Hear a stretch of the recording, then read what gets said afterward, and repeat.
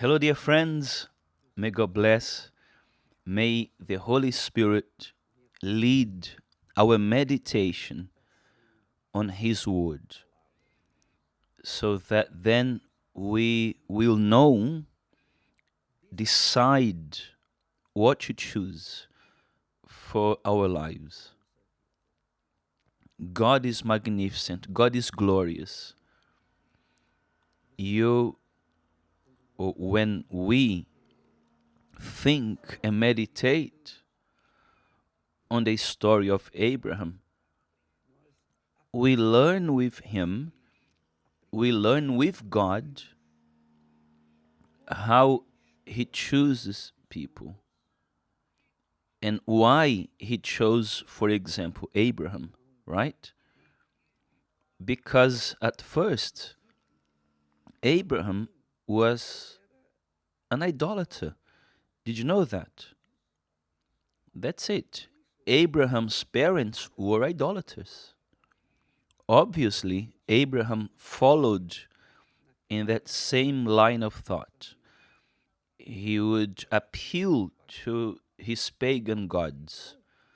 So it's interesting and important to know this so that people may analyze themselves, because God doesn't choose people who are super righteous, who looks good, who is perfectly well behaved. No, he doesn't choose that way. God's criteria in choosing people, the criteria, I believe, at least that's Abraham's case, because being an idolater, so how could God choose an unbeliever, an idolater who worshipped idols? He wouldn't, right? But Abraham showed, he presented to God something in his character that pleased him. You know, this is very nice because I think that this is the recipe of those who are chosen by God. God sees our heart, or rather, He sees, He considers and evaluates the intentions of our heart. He sees towards what or where our intentions are inclined. He sees that. He knows all things. All things. There is nothing that He doesn't know concerning you or myself or any of us. Because He's great. He's very great. And when He called Abraham, when He chose Abraham and gave him a task, a mission, He knew that Abraham was going to obey, because God Himself had given him courage to do so. So it's interesting to observe that the Bible says that the Lord said to Abram, this is nice. This is very great, very glorious. If you just read it like that, what will you notice here? Now the Lord said to Abram, what did He say? The person will just want to know what God said to Abram. But if the person meditates on these words, if they reason and think and evaluate, then they will think, wow, the Lord said to Abram, meaning it was the Lord who addressed those words to Abraham. It wasn't Abraham who addressed himself to God in prayer. And this makes a very big difference. Because if the Lord spoke to Abram, is because the Lord chose him. Then you may ask, And how do we know that God has chosen us, Bishop? You will know because God leaves no room for doubts. When He speaks, He leaves no room for doubts whatsoever. Zero doubt. The person knows that it's God speaking to them. So, for example, when you read the Bible, you read and you read, but all of a sudden, you read a specific word, one word, and that word opened your understanding. That little word that is there, lost amongst so many others, that word opened your mind, your understanding, and you are like, wow, it is God speaking to you. That's how God speaks. He doesn't speak when the person is thinking of other things. Imagine you reading the Bible and you read it anxiously and just want to finish it because you are fulfilling your religious duty. Then God won't speak to you like that. If you are anxious, if you are worried about anything else that is not to hear and understand the voice of God, then He won't speak to you. In the case of Abraham, Bishop, well, the case of Abraham, God first saw in Abraham a man of character. He wasn't perfect because he was an idolater, as his parents were. They were idolaters, so he wasn't perfect. They worshipped idols of wood, stone, metal, and back in the day, idols would make a lot of money to their maker, right? It was a highly profitable business, as it is up until today. It's a highly profitable business. So there are people who do not pay attention to these. They just think, oh, I don't deserve. How can God speak to me? Who am I? I'm a sinner. I was rejected by everything and everyone, by the world. I mean, how could God look at me? I'm full of mistakes and sins. Very well. God saw Abraham, and Abraham was full of sins. However, however, he had a good character. He was a man of an excellent character, a blameless character that pleased God.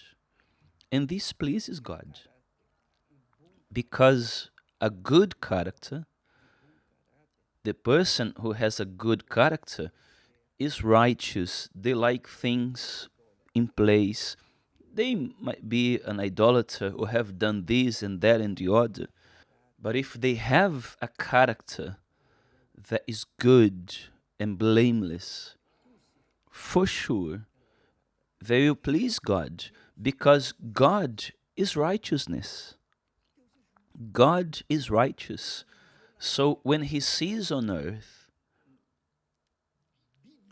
billions of human beings, each one like ants, like ants.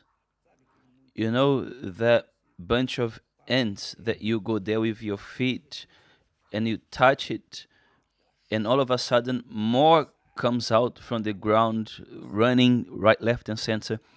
I think that's how human beings are in the eyes of God. So God finds amongst billions of people the ones He looks for. The Bible actually says that the eyes of the Lord are on the earth,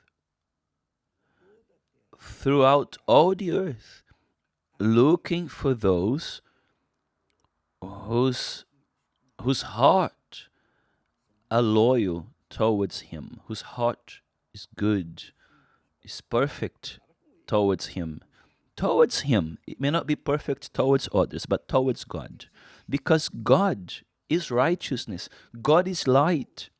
He looks for people, let's put it this way, who love the light, who want the light. They may perhaps be doing what's wrong, but they don't want to do those things. They don't want to live that way anymore. So God looks for people like these who are blameless. And He sees, obviously, those who are and those who aren't. Abraham was one of these men. His father wasn't. His brother wasn't either. Abraham had a brother, and his brother was not like him, like Abraham. He was different from his brother, from his father, from his family. And this is what makes the difference, dear friends. Because in the world we live in today, the logic, the philosophy is the following: every man for himself, which means the person is selfish. They think first of themselves. Abraham was not like that. Abraham had a character that pleased God, so much so that he lived back then in a time when men, any man, who had a wife who was barren, that man had the right, it was legal, it was what the law said. It wasn't about being an humanizer, but he had the right to take another woman to give him children. Abraham didn't accept, he didn't give in to that idea. He didn't want Sarah to suffer because she was barren. He kept faithful, he remained faithfulness to her.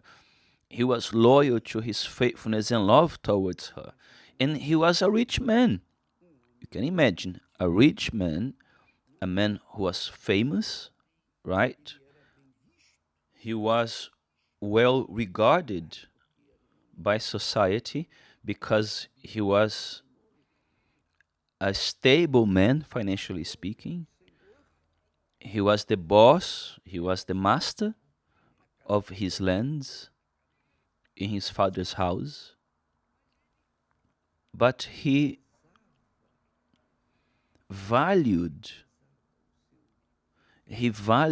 his love towards Sarah, although she was barren. Although she was barren. Because a person in a situation like his, for example, I think to myself, it's a humiliation not to have children. It was shameful. It was shameful. He was considered as a fruitless fig tree. It was a curse. He had to have children. You see that Jacob, he got involved with 4 women so that he could have children and multiply his descendants and to keep his name in society, because his wealth was growing. Abraham already had great wealth. So he felt humiliated, embarrassed. That's how his circumstances were. Okay, who is going to carry out my name? Because that was something very important those days. The tradition of preserving your name for your children and your children's children and etc. That's why you see in the Bible the genealogy of the heroes of faith, as well as of those who failed, because it was important to speak about that. That was very important. It actually is very important up until today in Israel, the person's name. So, Abraham was this man humiliated by the circumstances. Sarah couldn't be blamed either, it wasn't her fault. So, God saw in Abraham a perfect man because of his character. Because although he had the right to have other women and have children with other women, and Abraham actually had more children with another woman after Sarah died. Besides Hagar, he had other children as well. We see that there are researches that show that more than 83% of mankind carries Abraham's DNA. They are descendants of Abraham. That's what I've been told. And I believe this. Regardless of the researches, I believe this because God spoke about the multitudes that would come from him. I will make you a great nation. Kings will come forth from you. Nations. However, obviously, everything that happened to Abraham depended on his calling. And the Lord said to Abram, meaning just the fact that the Lord addressed himself to Abram, that was already enough. That was already the blessing of all blessings. I can speak about this to you. Not that I am like Abraham. No, who am I? That's not how I see myself. But I know the day that God spoke to me, and every person knows. Everyone knows of themselves. You who are watching me now and you've had an experience with God, you know what God spoke to you, don't you? Tell me the truth. And the day that He addressed Himself to you, He also gave you the courage, the faith for you to obey. And you obeyed. And from there, a new person was born in you, right? That's what happened to me as well. God chooses us, as it happened with Abraham. And this calling of God precedes faith. First, He calls, and only then He gives us faith to have the courage to obey Him. It is God, we cannot forget, who works in us both to will, to obey, as well as to do the task in the sacrifice of obeying Him. We said yesterday that a person of God, in order to gain, they first have to lose. And that's what happened to Abraham. In order for him to be the blessing itself, in order for him to become the blessing itself, we are going to see this later on, he became the blessing itself. God was with him. Whoever was with him, God would be with them. Whoever was against Abraham, they were going against God as well. And this is very strong. It's not a matter of being lucky or unlucky or destiny. No, this is nonsense talk. This is from the devil. All this nonsense and these philosophies out there. No. When God speaks to someone, you can be sure that great things will happen with this person. I speak for myself. I speak for myself. I can talk to you about this. I have authority to talk about this. And who can deny it? If it wasn't for the God of Abraham, there was no way that Bishop Macedo would exist, or that the universal church would exist. He's the one who does. He's the one who works in us to will as well as to do. However, let's go back to the question. How is it that God chooses a person? Why does he choose a person? As I said in the beginning, he sees the righteous character of that person. He doesn't see perfection, because if he looks for perfection in us, he won't find anyone. But a perfect heart before him, it's a heart that sometimes is not perfect even towards our loved ones, let alone towards God. But God sees the deepest part of the soul of each of us.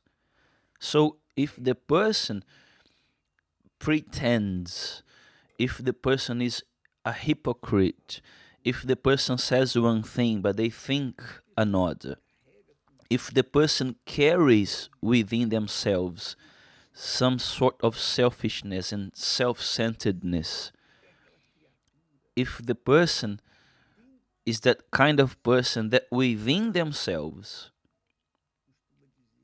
they usually say, every man for himself, this person for sure is excluded from God's call. That's why you see, it's what Jesus said, many are called, few are chosen. That's written. Jesus is the one who said it. God himself said it. Many are called, few are chosen.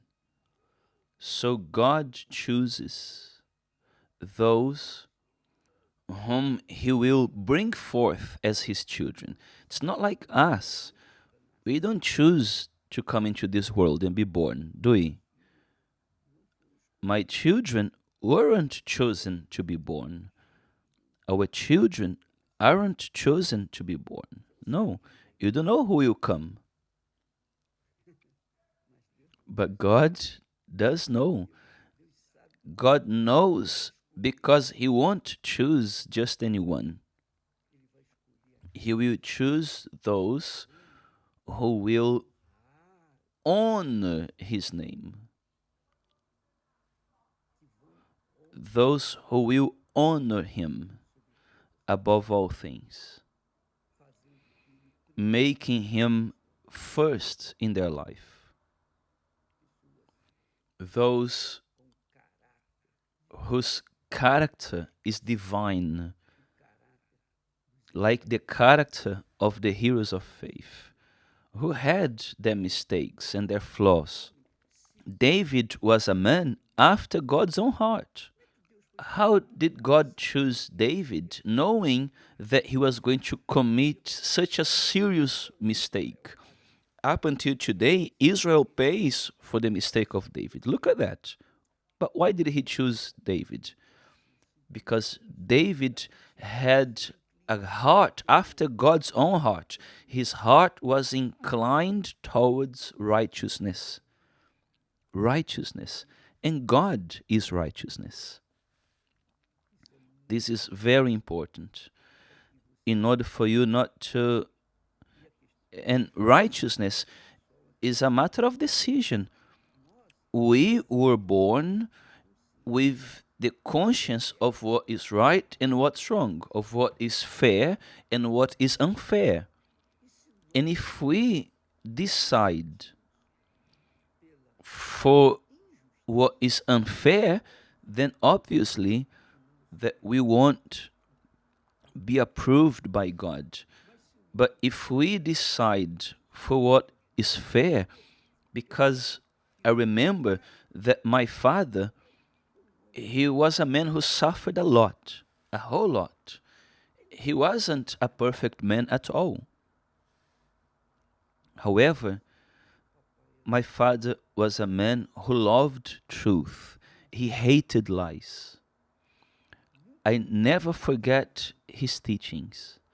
He used to say, I would forgive a thief, but I do not forgive a liar. Obviously, we have to forgive everyone, but my father lived by this philosophy. He hated lies. So if he hated lies, it's because he was a righteous man. He was inclined towards righteousness, although he wasn't perfect.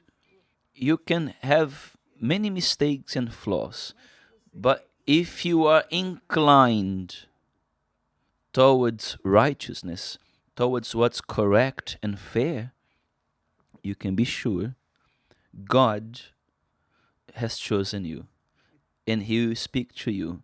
If He hasn't spoken to you yet, tomorrow we shall be speaking more about this topic. May God bless you all, and until then, praise be to God.